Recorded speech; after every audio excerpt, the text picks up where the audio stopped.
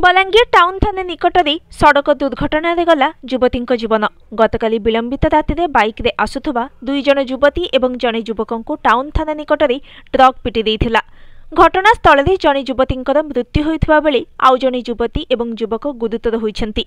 गुरुतर माननकु Balangir भीमभोई medical college hospital में भर्ती कर जाइछि। मृत युवती शव उद्धार करी पोस्टमार्टम वार्ड में भर्ती करिछि पुलिस। दुर्घटना घटाई फेरार मारिछि ट्रक। दुर्घटनाग्रस्त व्यक्ति माने पुईतला थाना मेहेरमुंडा गाँव बोली जनापड़ी। मृत युवती बलांगीर सहरर ममता एवं गुरुतर दुई जन मेहेरमुंडा गाँव संतोष बरगती एवं पुष्पालया बरगती बोली जनापड़ी। Bureau report news today. पुष्पालया बरगती काली केंदा करी एक्सीडेंट हला किन कनी के जाउछलो एटा पुईतला जोठनो हे केते टाइम तो प्रॉपर नहीं देखी सर 8 बजे आड़े हितबा बोले हेने से ओपेरा होचे बोले बोले हमें देखि जबा ले बाहर थिबा तार परे से केन गाड़ी आसला काना हैला मुई तार परे आर सुन नहीं पाइबार किछि।